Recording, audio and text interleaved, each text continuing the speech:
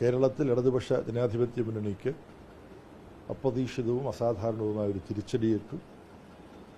തമിഴ്നാട്ടിൽ വളരെ പുതിയൊരു രാഷ്ട്രീയ സാഹചര്യം ഉരുത്തിരിഞ്ഞിരിക്കുകയാണ്. അരനൂറ്റാണ്ടിനിടയ്ക്ക് ദ്രാവിഡ രാഷ്ട്രീയ പാർട്ടികൾ എന്ന് അറിയപ്പെടുന്ന DMKയോ ADMKയോ അവരുടെ കൂട്ടുകെട്ടോ ഭരണത്തിൽ വരുന്നതിന് പകരം വളരെ കുറഞ്ഞ കാലം മാത്രം രാഷ്ട്രീയ രംഗത്ത് പ്രവർത്തിച്ച ശ്രീ ജോസഫ് വിജയുടെ നേതൃത്വത്തിലുള്ള തമിഴക വെട്രി കഴകം അവരുടെ ഭരണത്തിൽ വന്നിരിക്കുകയാണ്. അപ്പോൾ അതും സൂക്ഷ്മമായിട്ട് പഠിക്കേണ്ടതാണ് തമിഴ്നാട്ടിൽ രാഷ്ട്രീയ സംഭവവാസി. ഇത് സംബന്ധിച്ചിട്ടുള്ള റിപ്പോർട്ട് പോളിറ്റ് ബ്യൂറോ രൂപം നൽകി. അതും ഈ കേന്ദ്ര കമ്മിറ്റി ചർച്ച ചെയ്യുന്നതായിരിക്കും. അതിന് പുറമേ പോളിറ്റ് ബ്യൂറോ 2 രേഖകൾ കൂടി കേന്ദ്ര കമ്മിറ്റിയിൽ ചർച്ച ചെയ്യാൻ വേണ്ടി തയ്യാറാക്കിയിട്ടുണ്ട്. ഒന്ന്, ആദിവാസി മേഖലയിൽ നടക്കുന്ന പ്രവർത്തനാനുഭവങ്ങൾ അപഗ്രഥിക്കുന്ന റിപ്പോർട്ടാണ്.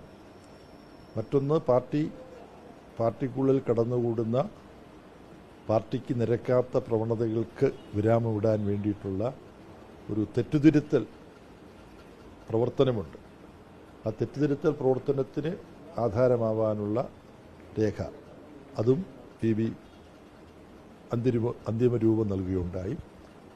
ഇത്തവണ പാർട്ടി തെറ്റുതിരുത്തൽ പ്രവർത്തനത്തിന് ആധാരമാക്കിയെടുക്കേണ്ട വിഷയങ്ങൾ, അതൊന്ന്, പാർലമെൻ്ററിസത്തിൻ്റെ ഒരു വലിയ സ്വാധീനം പാർട്ടിയുടെ പല തലങ്ങളിൽ ബാധിച്ചിരിക്കുന്നു.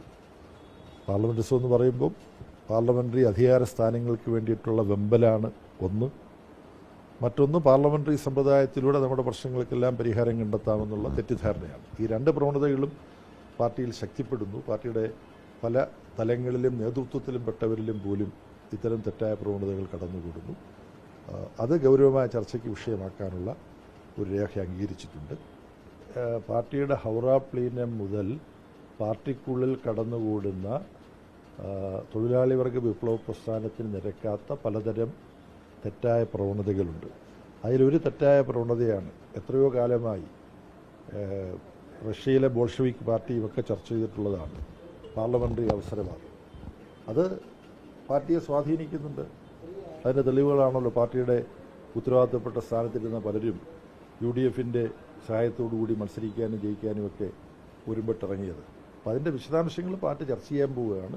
പാർട്ടി ചർച്ച ചെയ്തതിന് ശേഷം അതിനെക്കുറിച്ചുള്ള വിവരങ്ങൾ നിങ്ങളോട് പറയാം. ജനാധിപത്യത്തിലൂടെ എല്ലാം നേടിയെടുക്കാൻ കഴിയും.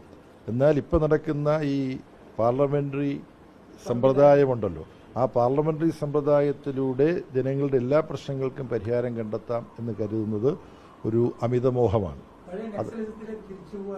അല്ലല്ലോ, ഇല്ല, സായുധ വിപ്ലവത്തിലേക്ക് തിരിച്ചു പോവുക എന്നുള്ളതല്ല, സമാധാനപരമായ മാർഗത്തിലൂടെ സമത്വം സ്ഥാപിക്കുക എന്നുള്ളതാണ് CPIMൻ്റെ പരിപാടി എന്നുള്ളത്. ആ പരിപാടി തന്നെ അച്ചടിച്ച് വെച്ചിട്ടുണ്ട്. പിന്നെ അവസാനമായി പറയാനുള്ളത് BJPയുടെ നേതൃത്വത്തിൽ നടക്കുന്ന തീവെട്ടിക്കൊള്ളകളാണ്. അപ്പോൾ ഇന്നത്തെ പത്രങ്ങൾ റിപ്പോർട്ട് ചെയ്തിട്ടുണ്ട്, ഭഗീരഥ് ചൗധരി എന്ന് പറയുന്ന